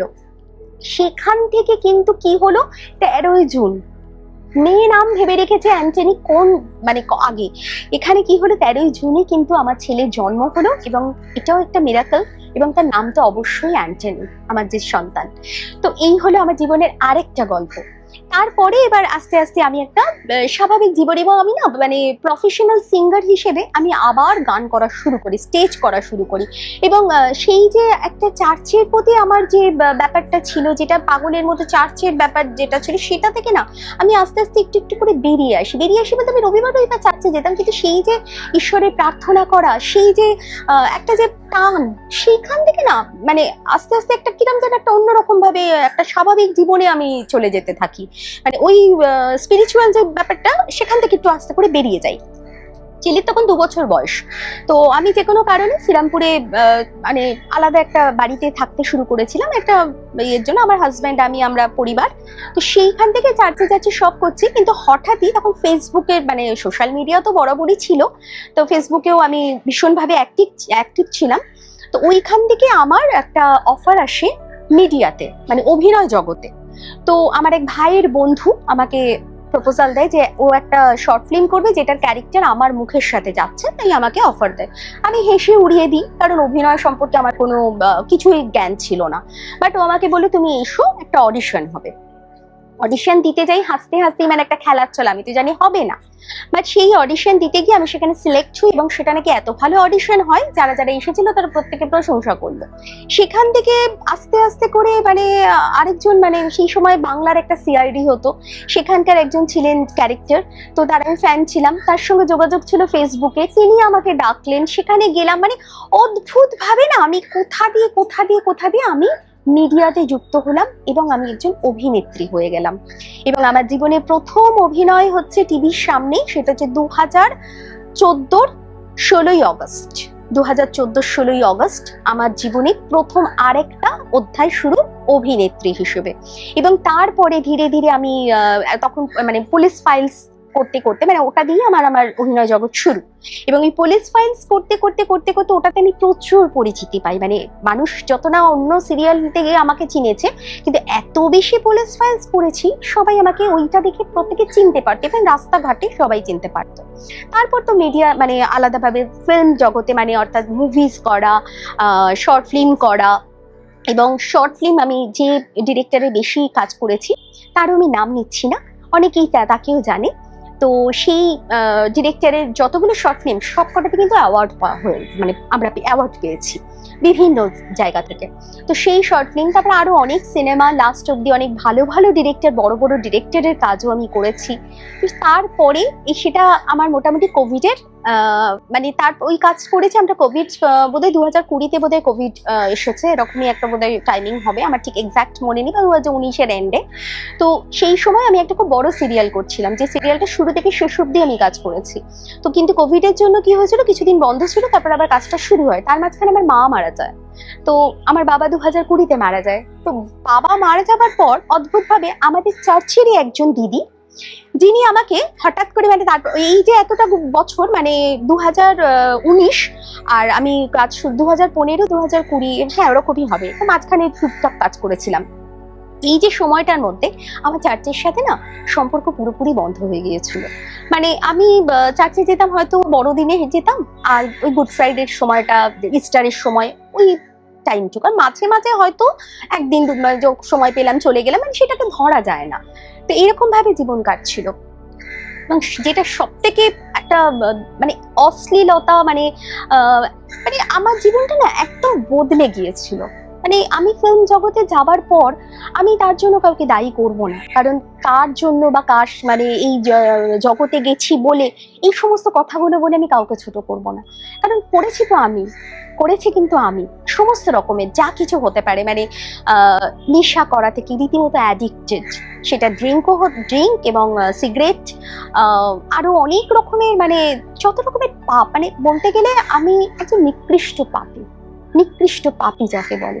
এবং কিভাবে যে আমি আস্তে আস্তে ধীরে ধীরে সমস্ত কিছুর মধ্যে নিজেকে মানে একটা আনন্দে, মানে ওই জগৎটা আমার কাছে একটা প্রচন্ড এন্টারটেনমেন্ট এবং একটা আনন্দ, এবং আমি ভালো থাকা, যে আমি খুব ভালো আছি, এরকম একটা ব্যাপার আমার জীবনে চলে আসে। যে আনন্দ, মানে ওই জগৎটাই তখন আমার কাছে মনে হলো যেন খুব সুন্দর একটা জগৎ, দারুণ একটা জগৎ।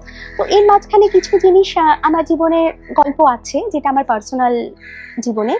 তো সেই পার্সোনাল জীবনের গল্প আমি খুব একটা শেয়ার করতে চাইছি না, কারণ সেটা থাক, সেটা নাই বা বললাম। কিন্তু ওই পার্সোনাল জীবনের জন্যই আর কি, মানে আমি নিজের জীবনটাকে না খুব আনন্দের সাথে, মানে মনে হয়েছিল যে এর মধ্যেই বোধহয় আমার আনন্দ, এর মধ্যেই বোধহয় আমি সবকিছু খুঁজে পাচ্ছি।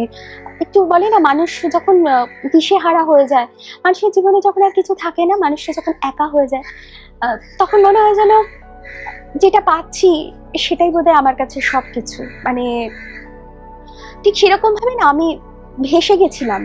এত ধোঁকা, এত মানে বিশ্বাস নিয়ে ছেলে খেলা, মানে এত বেশি কষ্ট পেয়েছি জীবনে এত কিছুর মধ্যে দিয়ে না, তখন মনে হয়েছিল যে ওটাই বোধহয় আমার সব থেকে সুন্দর একটা জীবন। এই অভিনয় করছি, সিগারেট খাচ্ছি, সিগারেটের পর সিগারেট খাচ্ছি, ড্রিঙ্ক করছি, পার্টি করছি, ফ্যামিলির সাথেই অবশ্যই আমার সাথে আমার ফ্যামিলি সবসময় ছিল, কারণ আমি আমার ফ্যামিলিকে কখনো ছাড়িনি, এটা আমার জীবনে কখনো আসেনি। আমি ফ্যামিলি নিয়েই কিন্তু সব করেছি। হ্যাঁ, আমার ফ্যামিলি আমাকে সাপোর্ট করেছে, আমার হাজব্যান্ড আমাকে সাপোর্ট করেছে সব কিছুতে। এইভাবেই আমার অভিনয় জগৎ কেটে যাচ্ছিল, অভিনয় জগতের সাথে ছিলাম, এবং সেই সমস্ত খারাপ যা কিছু আমার জীবনে, মানে অশ্লীলতা, মানে আমার নিজেকে ভালো রাখার জন্য আর কি, যা কিছু করার, আমার যেটা ভালো লাগতো, মনে হতো আমার একাকিত্বের জীবন, বা আমার সেই কষ্টের জায়গা, যেখানে মনে হতো আমার ভালো লাগছে, ভালো থাকতে ইচ্ছে করছে, সেভাবেই আমার জীবন কাটছিল। তো তার মাঝখানে আমার বাবা 2020-তে মারা যান। বাবা 2020-তে মারা যাবার পর মানে আমি কিছু বললাম, একটা সিরিয়াল আমি যেটা করছিলাম আর কি, ওটা অনেকটা বললাম ফার্স্ট টু লাস্ট ছিল, তো ওটাতে আমার বেশ কিছুটা বাকি ছিল, যেহেতু মানে কোভিডের পর আর কি, কোভিডের পর আবার কাজটা শুরু হয়, তো কাজটা আমি কন্টিনিউ করি। ওই কাজটা কন্টিনিউ করার পর আমার মনে হলো আমি আর কাজ করব না, অর্থাৎ অভিনয়টা আমার আর করা যাবে না। খুব কম হয়তো মাঝে মধ্যে হয়তো করতে পারি, বাট আমি যে টানা যেভাবে আমি অভিনয় জগতে ঢুকে গিয়েছিলাম সেটা আর আমি করতে পারবো না। তার কারণ হচ্ছে আমার বাবা মারা যাবার পর আমার সংসারের প্রতি আর দায়িত্বটাও বেড়ে যায়, কারণ সন্তানরাও আছে, তাদের ছেড়ে আমার বেরিয়ে যাওয়াটা ওই হুটপাট সম্ভব না। তো ঠিক সেই সময়, তারই পরে হঠাৎ করে চার্চের আমার এক দিদি আমাকে একটা মেসেজ করে হঠাৎই, যে বোন, অনেক বছর তো হলো তুমি আর চার্চে আসছো না সেইভাবে, তুমি চার্চে এসো। তো আমি জানি না কেন, মানে ওই দিদির মেসেজটা, মানে আমার খুব প্রিয় দিদি আর কি, দিদিকে আমি খুব ভালোবাসি। তো সেই দিদি মেসেজটা দেখার পর না, আমি সঙ্গে সঙ্গে, আমি কিছু চিন্তা করিনি, দিদিকে আমি দেখলাম আমি সামনের রবিবারই আসছি বলে আমি ঠিকঠাক পরের রবিবারই আমার পুরো পরিবার আমরা চার্চে যাই, এবং সেই কিন্তু আমার আবার চার্চে যাওয়া শুরু হলো। অর্থাৎ ওটা বোধহয় 2022 বা 23 এরকম কিছু, 2022 মনে হচ্ছে হবে, অগস্ট মাস হবে হয়তো। তো যাই হোক, সেই আমার আবার চার্চে যাওয়া শুরু মানে কন্টিনিউ, যেটা আমার এখনো চলছে। তো চার্চে যাই, এবং আমার ছেলে মানে অদ্ভুত একটা ব্যাপার, যিশুকে বলতো ওই লোকটা, ওই গাড়িওয়ালা লোকটা, মানে আসলে কি বাড়িতে সেই যে পরিবেশের যে একটা ব্যাপার, একটা ঈশ্বরের প্রতি ভালোবাসা, তার প্রার্থনা, এবং সেই জিনিসগুলো আমার ছেলে কিন্তু আর কিছু জানতে পারেনি। কারণ আমার ছেলে হবার পরেই তো আমি কয়েক বছর পরে আমি মিডিয়ায় যুক্ত হয়ে যাই, মিডিয়াতে চলে যাই, আমি অভিনয় নিয়ে ব্যস্ত হয়ে যাই। এবং আমি যেহেতু বাড়ির সেই প্রার্থনা, সেই ভিত, মানে বিশ্বাসের ভিত ছিলাম, খুব স্বাভাবিক আমি যদি নিজের জীবনটাকে অন্যদিকে নিয়ে যাই, তাহলে কি করে আমি আমার সন্তানদের বা আমার স্বামীকে আমি সেই ফেতের মধ্যে রাখতে পারবো? কারণ তারা তো ফেতটা তো ওইভাবে পাইনি, ফেতটা তো নিয়ে এসেছিলাম আমি সেই জায়গাটা থেকে। তো আমি নিজেই যদি সেই জায়গাটা ঠিক না রাখতে পারি, তাহলে তোমার পরিবার তো ঠিক থাকবে না, এটা খুবই স্বাভাবিক। তো সেই জায়গা থেকে আমার ছেলে কি বা শিখতে পারে? তাকে হয়তো বড় জোর বলতে, এই ওরকম বলতে নেই, কিন্তু তাতে ও কি শিখবে? শিখবে না। ওই লোকটা করতে চাচ্ছে যে, তো কোনোদিন দুষ্টুমি করতো না। আমার ছেলে খুবই শান্ত, তো ও চুপ করে বসে থাকতো, কিন্তু মানে চুপ করে এরকম একটা ব্যাপার যে মিশার মধ্যে যোগ দেওয়া বা কিছু, ছোট ছেলে মানে ওরকমই একটা থাকতেও পছন্দ করতো আর কি। সেটা আমি ছোটবেলার কথা বলছি, চার্চে যাওয়ার পরের কথা বলছি না। মানে ছোটবেলা থেকে ও যিশুর প্রতি ওর একটা কোনোরকম আসক্তি ছিল না, ও যিশুকে লোকটা বলেই কথা বলতো, দাড়িওয়ালা লোকটা। কিন্তু এই যে আমরা চার্চে যাওয়া শুরু করলাম, সেইখান থেকে কি হলো, ওর যে গডফাদার, তিনিও এই দুনিয়াতে এখন আর, মানে আমাদের পৃথিবীতে উনি এখন আর নেই। তো আমি ওনাকে ভাইয়া বলতাম। মানে আমাকে যে দিদি মেসেজ করে ডেকেছিলেন, সেই দিদিরই হাজব্যান্ড, মানে সেই দিদি হচ্ছে অ্যাকচুয়ালি আমার ছেলের গডমাদার। তো সেই হিসেবে ভাইয়া, আমি ভাইয়া ভাইয়াই করতাম আর কি ওনাকে। মানে আমার খুব কাছের একজন মানুষ, শুনি কষ্ট হয় ওনার কথা ভাবলে। তো যাই হোক, ভাইয়া আমার ছেলেকে খুব ভালোবাসতেন, ভীষণ ভালোবাসতেন। তো ভাইয়া কি করলো, ওকে অদ্ভুত ভাবে বাইবেল সম্পর্কে জ্ঞান দেওয়া শুরু করলো, এবং ওকে অল্টার সার্ভার হিসেবে ওকে ফোর্স করলো যাতে অল্টার সার্ভার হিসেবে ও যেন এবার কাজ করা শুরু করে, সেবক হওয়া। তো সেটা করতে করতে করতে করতে ওর কিন্তু একটা টার্গেট ছিল যে ও ইঞ্জিনিয়ার হবে বড় হয়ে। মানে একটা প্রত্যেকের তো একটা টার্গেট থাকে পড়াশোনার জীবনে, যে সে বড় হয়ে কি হবে, তো সেই অনুযায়ী মানুষ পড়াশোনাটাকে চালিয়ে যায়। তো ওর সেই জায়গায় ইচ্ছে ছিল যে ও ইঞ্জিনিয়ার হবে। কিন্তু তারপরে যাই হোক, ও সেই চিন্তা ভাবনা নিয়ে পড়াশোনা করছে, এবং ও অল্টার সার্ভার এই কাজটাকে খুব সুন্দরভাবে জিনিসটাকে নিয়ে এগোচ্ছে, এবং বাইবেল পড়া বা সেই ব্যাপারগুলো, প্রার্থনা। এবং তারপর থেকে যেটা হলো, মানে ওই যে আমি চার্চে যাওয়া শুরু করলাম, তারপর থেকে আমি আমার বাড়ির পরিবেশটাকে আস্তে আস্তে বদলাতে শুরু করলাম। এবং কথার মাঝখানে একটা কথা বলা হয়নি, আমার হাজব্যান্ড কিন্তু একজন মারাত্মক ড্রাঙ্কার ছিলেন। মানে কি বলবো, মানে চূড়ান্ত, মানে এতটাই উনি ড্রিঙ্ক করতেন। মানে উনি ওনার তো ব্যবসা, তো উনি সকালবেলা যে বেরোতেন, উনি বাড়ি ফিরতে ফিরতে হয়তো 3:30, কখনো 2:30, কখনো 3টে। মানে ওই যে আমি বললাম যে সবটা আমার বলার দরকার নেই, কিন্তু হ্যাঁ, এটা আমাকে বলতে হবে, কারণ এটাও আমাদের জীবনে একটা বিশাল বড় ব্লেসিংস, তাই আমাকে এই কথাটা বলতে হচ্ছে। পার্সোনাল কিছু জিনিস আমি বলছি না, কিন্তু ওই সময়টা যে বললাম, আমাকে মানে নিজেকে ভালো রাখা বা এমন একটা একাকিত্ব বা কষ্টর জীবন আমার জীবনে চলে এসেছিল, তো তার মধ্যে এটা একটা পার্ট ছিল যে আমার হাজব্যান্ডের ড্রিঙ্ক করা। মানে আমি পারছিলাম না, আমি ওকে, এবং ওকে ঠিক করার জন্যই কিন্তু আমার ড্রিঙ্ক করা শুরু। যে আমি ভেবেছিলাম যে তুমি বাইরে করো না, তুমি ঘরে করো, বাড়িতে করো, আমি তোমাকে আর কি সাহায্য করবো, আমি তোমার সঙ্গে থাকবো, এরকম একটা ব্যাপার থেকে কিন্তু আমার এই জীবনটা। যাই হোক, ওই জায়গাটা আবার আমি সরিয়ে দিলাম, জাস্ট এটা বলার জন্য যে আমার হাজব্যান্ডের লাইফটাও কিন্তু খুব একটা ভালো ছিল না। আমার হাজব্যান্ডের অনেক কিছু, মানে প্রচুর ভুল ভ্রান্তি, অনেক কিছু আমার হাজব্যান্ডের জীবনে ছিল। সেই জায়গা থেকে যেটা হলো, ওই যে আমি আবার নতুন করে চার্চে যাওয়া শুরু করলাম, তারপরে আমি আমার বাড়ির সবকিছু ডিসিপ্লিন বদলে দিলাম। অর্থাৎ আমার বাড়িতে ফ্যামিলি প্রেয়ার শুরুটাই করলাম আমরা রিট্রিটে গিয়ে, কারণ আমি তখন খুব জালালখালি যাওয়া শুরু করলাম। এবং এখানে ওখানে যেখানেই রিট্রিট হতো, আমি সেখানে চলে যেতাম, যে না রিট্রিটে যেতাম, মানে আমি একা যেতাম। কারণ আমাকে নিজেকে আগে সুস্থ হতে হবে, আমি তো নিজেই অসুস্থ। কারণ আমি যদি না সুস্থ হই আত্মিকভাবে, আন্তরিকভাবে, তাহলে আমি কি করে আমি আমার পরিবারকে সুস্থ করব, বা আমি আমার পরিবারকে কি করে সুস্থ পথে নিয়ে আসবো? তার জন্য আমাকে সুস্থ হতে হবে। তা আমি রিট্রিটে যাওয়া খুব শুরু করলাম, শুধু রিট্রিটে না, অদ্ভুতভাবে তারপর থেকে বাইবেলের প্রতি আমার একটা প্রচন্ড পরিমাণে অ্যাট্রাকশন আসে। মানে বাইবেলটাকে না আমি ভালোবাসতে শুরু করি, এবং বাইবেল নিয়ে আমি মানে কি বলবো, বাইবেলের প্রত্যেকটা বাক্যকে বোঝার চেষ্টা করি। এখন হয়তো আমি বুঝে উঠতে পারি না সব বাক্য, কিন্তু চেষ্টা করতাম। এবং আমাকে একজন ফাদার, আমি বললাম যে যখন আমি খ্রিস্ট ধর্মের জন্য পড়াশোনা করছি, ধর্মশিক্ষা, যে ফাদার আমাকে সাহায্য করেছিলেন, সেই ফাদার আমাকে একটা সুন্দরভাবে বাইবেল পড়া শিখিয়েছিলেন, যে কি করে আমরা ঈশ্বরের সাথে কানেক্ট করতে পারবো। অর্থাৎ ঈশ্বর কিন্তু আমাদের সাথে সবসময় কথা বলেন, আমরা জিজ্ঞেস করলে উনি উত্তর দেন, কিন্তু আমরা সেটা বুঝতে পারি না, কারণ আমরা বুঝি না, আমরা বোঝার চেষ্টা করি না, আমরা শুধু প্রশ্ন করি, আমরা শুধু চাই, কিন্তু উনি আমাদের উত্তরটা কি দিচ্ছেন আমাদের শোনার সে ধৈর্য নেই। এবং আমরা চাই, যখন পাই না আমরা রাগ করি, অভিমান করি, কিন্তু উনি দেন আমাদের, তার একটা পারফেক্ট টাইম থাকে। সেই বুদ্ধিটাও তখন আমার ছিল না, আজকের দিনে দাঁড়িয়ে আমি সেটা বুঝতে পারি। তো সেই জায়গা থেকে উনি আমি শিখিয়েছিলেন যে যখন আমার কোনো প্রশ্ন হবে প্রভুর প্রতি, আমার জীবনে যখন আমার প্রচন্ড কষ্ট হবে, আমি প্রভুকে চাইবো, প্রভুর সাথে কথা বলতে চাইবো, আমি কি করে তখন প্রভুর সাথে কথা বলবো?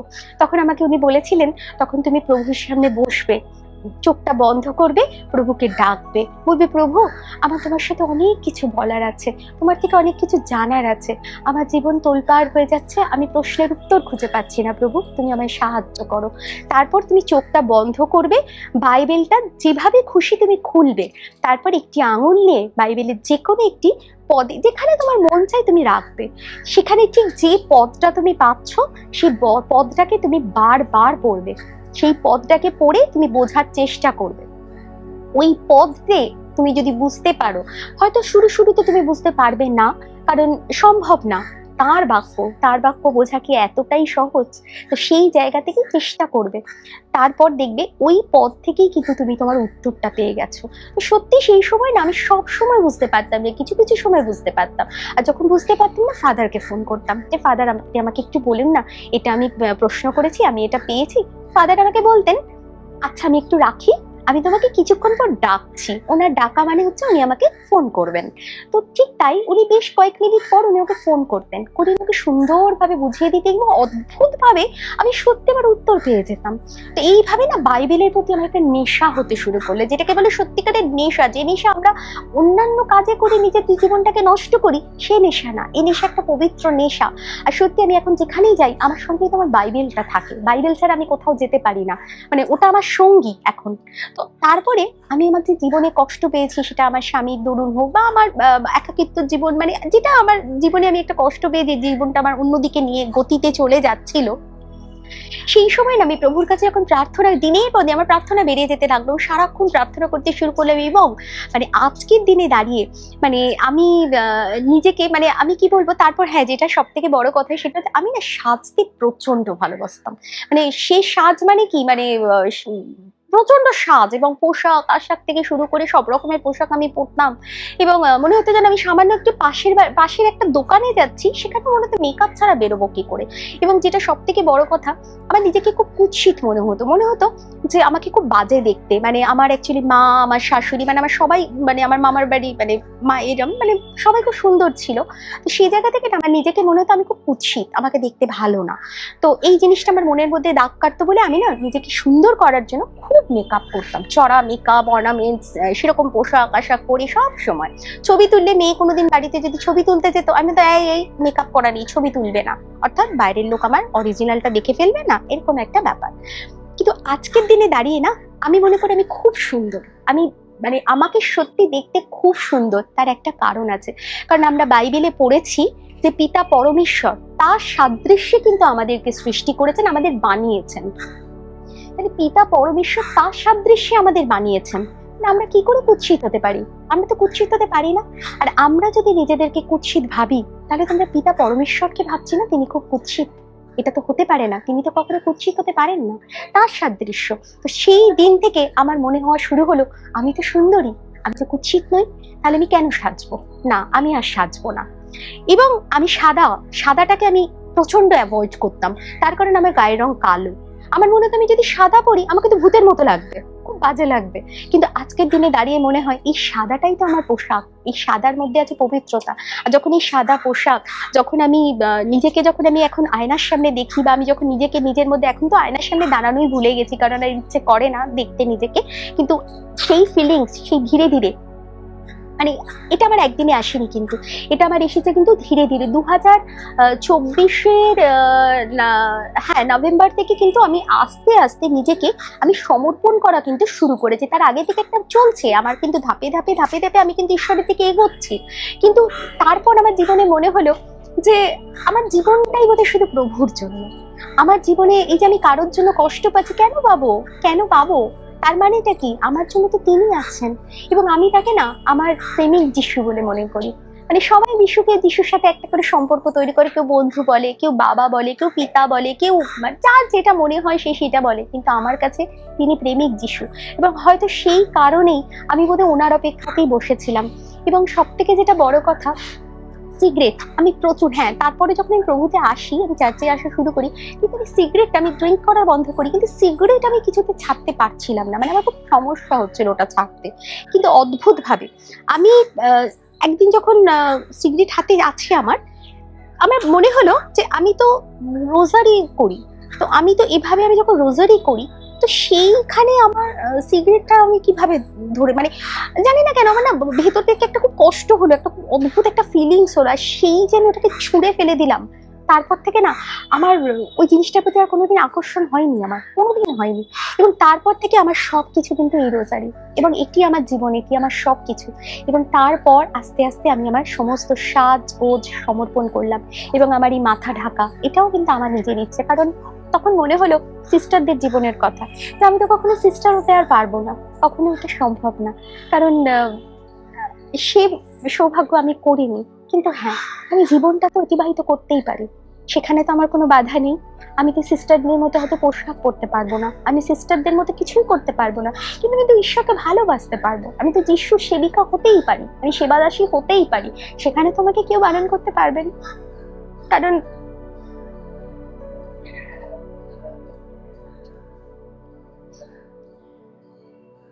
আমার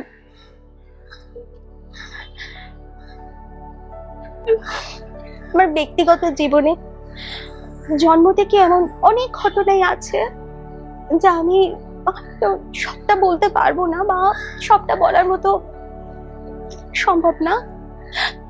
কিন্তু আজকের দিনে দাঁড়িয়ে আমি সব কিছু পাপ থেকে মুক্ত, আমি সমস্ত পাপ থেকে মুক্ত। আজ আমি সত্যি সমর্পণ করেছি আমার প্রভুর কাছে নিজেকে। আমি সিস্টার হতে পারবো না আমি জানি, কিন্তু আমি শুধু প্রভুর। যা কিছু খারাপ কাজ করেছি, অনেকের সঙ্গে হয়তো দুর্ব্যবহার করেছি, অনেক অহংকার করেছি, অনেক কিছু খারাপ করেছি, আমি নিজেকে চরম নিকৃষ্ট পাপী বলে মনে করি। কিন্তু আজকের দিনে দাঁড়িয়ে আমি সেটা কখনোই হতে দিতে পারি না। তাই প্রতি মুহূর্তে আমি প্রভুর কাছে বলি, প্রভু তুমি যে শিশু সুলভ আচরণ করতে বলেছো, আমাকে তুমি শিশু করো, আমাকে পবিত্র করো, আমাকে তুমি তোমার চরণে ঠাঁই দাও। যেমন করে তোমাকে সবাই সাথীরা ভালোবেসেছে, আমি শুধু তোমাকেই ভালোবাসি প্রভু। তাই আমি পুরো জীবনটা তোমাকে দিয়েছি প্রভু। আমি যখনই পাপ করি তুমি আমার হাতগুলো ধরো, আমাকে পাপের পথে আর নিয়ে যেও না। আজ আমি সত্যি সবার কাছে ক্ষমা চেয়েছি, যাদের সাথে আমি কোনো কারণে খারাপ ব্যবহার করেছি, বা যারা আমাকে পছন্দ করে না, কষ্ট দিয়েছে, আমি সবার কাছে ক্ষমা চেয়েছি, এবং আমি সবাইকে ক্ষমা করেছি। এবং তারপরে কিন্তু আমার নিজের এই রূপ, কারণ এই রূপ ধারণ করার আগে যেটা আমি শুরু করেছি সেটা হচ্ছে আমি সবার কাছে ক্ষমা চেয়েছি এবং সবাইকে ক্ষমা করেছি। কারণ প্রভু বলেছেন তার কাছে যেতে গেলে আগে সবাইকে ক্ষমা করতে হবে, ক্ষমা করা জানতে হবে, ক্ষমা চাইতে হবে। সেটা দিয়েই আমি আমার জীবন শুরু করেছি। এবং সব থেকে আমার প্রিয় একটা প্রভুর বাক্য আছে, আর যেটা আমার জীবনের প্রতিটা মুহূর্তে কাজ করছে, সেটা হচ্ছে লুক 1:37। প্রভুর অসাধ্য কিছু নেই, তিনি সব কিছু তার পক্ষে সম্ভব। এই বাক্য আমার জীবনে সত্যি প্রতিটা মুহূর্তে কাজ করে চলেছে। কারণ সেই হিন্দু থেকে খ্রিস্টান হওয়া, সত্যি তো যে ডাক্তাররা বলেছিল জবাব দিয়ে দিয়েছিল, প্রভু কিন্তু সেটাখানে সাথ দিয়েছে। আমার সন্তান অ্যান্টনির জন্ম সব কিছুর পিছনে, এবং সব থেকে বড় আরেকটা মিরাকল, সেটা হচ্ছে আমি আমার সন্তান মেয়েকে আমি কিন্তু জন্মানোর আগেই আমি প্রভুর কাছে কিন্তু সমর্পণ করেছিলাম, অর্থাৎ সিস্টার হয় যাতে আমি এটা সমর্পণ করেছিলাম। তো আমাকে ফাদার তখন বলেছিলেন যে তোমার একটাই সন্তান, তুমি কি করে বলছো, মানে যখন হবার পরে আর কি, যে এটা হয় না, তখন আমি বলেছিলাম যে আমার কাছে যদি 10টা হীরের হার থাকে ফাদার, তার থেকে যদি আমি একটা কাউকে গিফট দিই সেটা গিফট দেওয়া বলে না, কিন্তু আমার কাছে একটাই হীরের হার আছে আর আমি সেটাই কাউকে ভালোবেসে যখন দেবো না সেটাকে বলে গিফট দেওয়া ফাদার। তো এটা শুনে ফাদার খুব খুশি হয়েছিলেন। তারপর তো যাই হোক অ্যান্টনি আসে, কিন্তু আমার মেয়ে যখন বড় হয় না, ও আমাকে একটা রিকোয়েস্ট করে, বলে মা আমি সিস্টার হব না কিন্তু আমি ঈশ্বরের সব কাজ করব। তো আমাকে ফাদাররা শিখিয়েছিলেন কাউকে কখনো জোর করতে নেই, জোর করা যাবে না, তো সে কারণে আমি আর জোর করতে পারিনি। কিন্তু ভেতরে ভেতরে খুব কষ্ট পেয়েছিলাম যে প্রভু তুমি আমার উপহারটা নিলে না প্রভু, তাহলে কি করে হবে, মানে আমার ভেতরে একটা যন্ত্রণা কাজ করছিল। কিন্তু কয়েক বছর আগে আমাদের চার্চে, মানে ওই 2022-23 ওরকমই সময় হবে, আমাদের চার্চে একটি রিট্রিট হয় 5 দিনের, পপুলার মিশন রিট্রিট, যেখানে আমার ছেলে তো অল্টার সার্ভার ছিলই, মানে ওর একটা ভালোবাসা তৈরি অল্টার সার্ভারের উপর। কিন্তু সেখানে যে ফাদার প্রিচিং করতে এসেছিলেন সেই ফাদার ভিসি ফাদার ছিলেন, ভিনসেন্সিয়ান ফাদার। তো তিনি এসে যে রিট্রিট পরিচালনা করেন, যখন রিট্রিট শেষ হয়ে যায়, সব হয়ে যায়, একদিন আমাদের ফ্যামিলি প্রেয়ার যখন চলছে রাত্রিবেলা, সেই সময় আমার ছেলে বলে আমাদের সবার সামনে যে একটা কথা বলবো, আমি শেয়ার করবো। তো আমরা বললাম বলো। বলে আমি না ফাদার হতে চাই।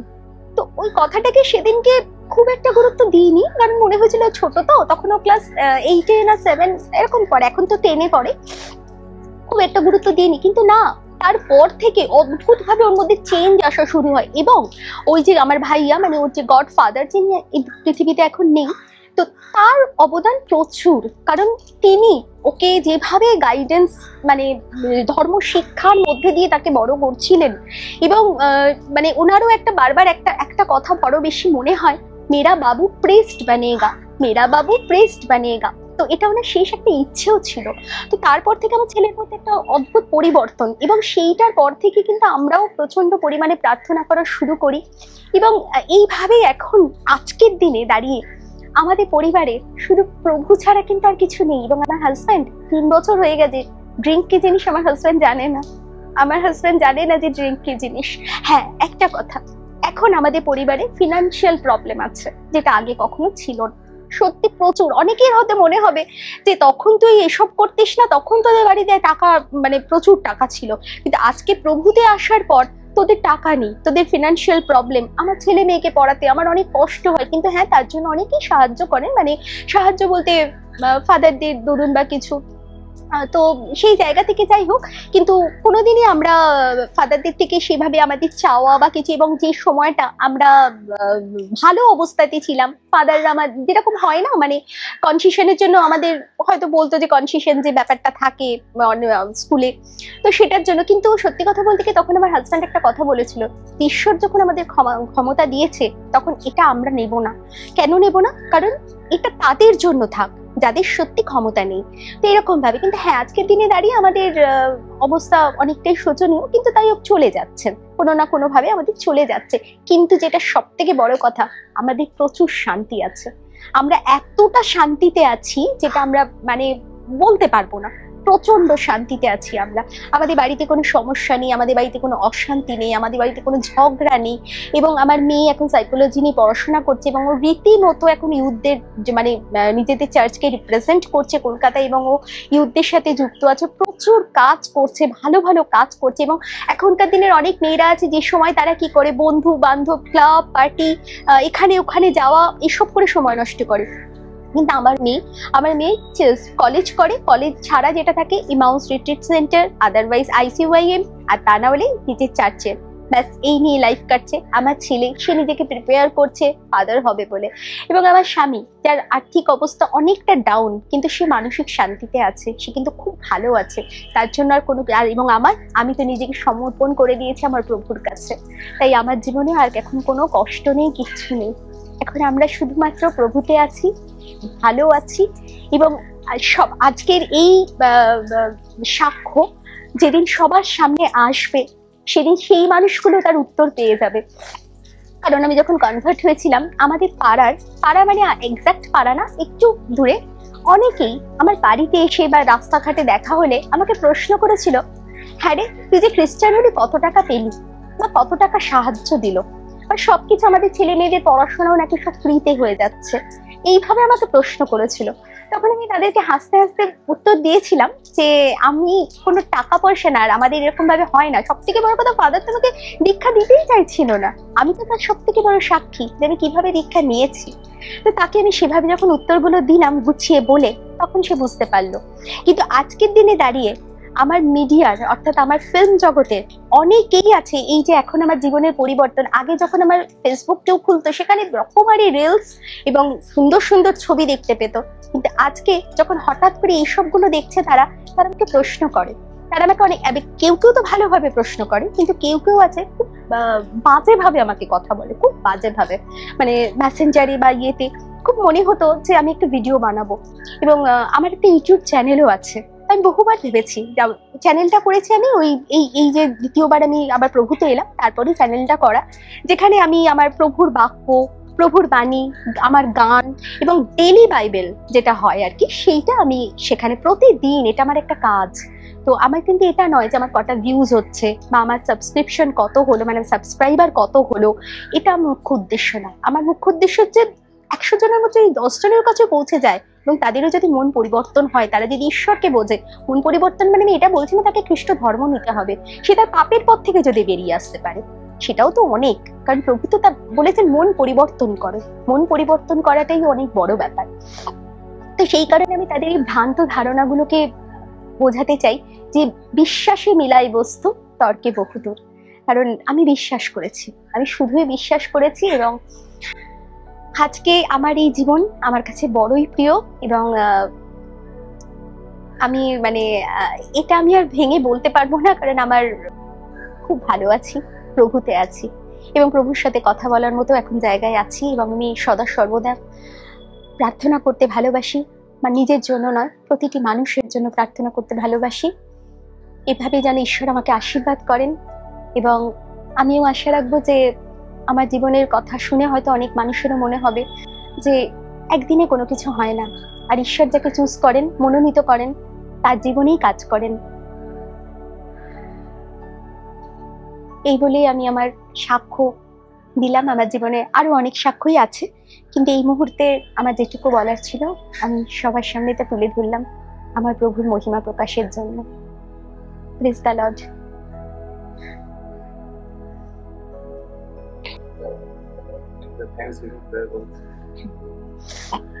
সেটা কি ক্যামেরা?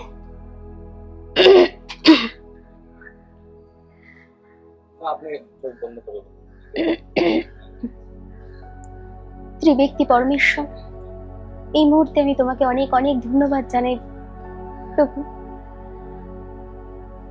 আমার ভেতরে অনেক কষ্ট ছিল, অনেক যন্ত্রণা ছিল, অনেক আনন্দ ছিল, সবকিছু আমার জীবনে আমার ভেতরে একসাথে ছিল, যে আমি কখনো প্রকাশ করতে পারতাম না। খুব ইচ্ছে হতো যে আমার এই জীবনের পরিবর্তনের জন্য অনেক মানুষের অনেক প্রশ্ন তাদের সামনে তুলে ধরতে আমি পারতাম না প্রভু, কিন্তু আজকের এই বিশেষ দিন তুমি আমাকে দিয়েছো এই সমস্ত প্রশ্নের উত্তর দেওয়ার জন্য, এবং সমস্ত মানুষের কাছে তোমার যে মাহাত্ম্য, তোমার যে গৌরব, তুমি যে সত্যি আমাদের কত ভালোবাসো, তুমি সব পারো। আবারও বলি প্রভু, তোমার সেই বাক্য লুক 1:37 তুমি যে আমাদের কতটা ভালোবাসো, তুমি বারবার সেটা আমাদেরকে বুঝিয়েছো, এবং আমার জীবনে প্রতিটা মুহূর্তে সবকিছু প্রকাশ হয়েছে প্রভু। এই মুহূর্তে আমি তোমার কাছে কৃতজ্ঞ প্রভু। আমি যেন তোমাকে আরো বেশি ভালোবাসতে পারি। তুমি যেমন আমাদের ভালোবেসেছো, ঠিক তেমনি ভাবে আমি যেন আমার প্রতিবেশীদেরও ভালোবাসতে পারি। আমার মধ্যে যেন কোনো কিছু খারাপ না থাকে প্রভু, যেমনটা তুমি চাও ঠিক তেমনটাই যেন আমি হতে পারি, আর তেমন ভাবেই যেন আমি সবাইকে নিয়ে থাকতে পারি প্রভু। তুমি আমাকে আশীর্বাদ করো প্রভু, আমাকে আশীর্বাদ করো। সকল প্রার্থনা রাখি আমাদের প্রভু যীশু খ্রিস্টের নামে, আমেন। পিতা, পুত্র, পবিত্র আত্মার নামে, আমেন। জয় যীশু সকলকে।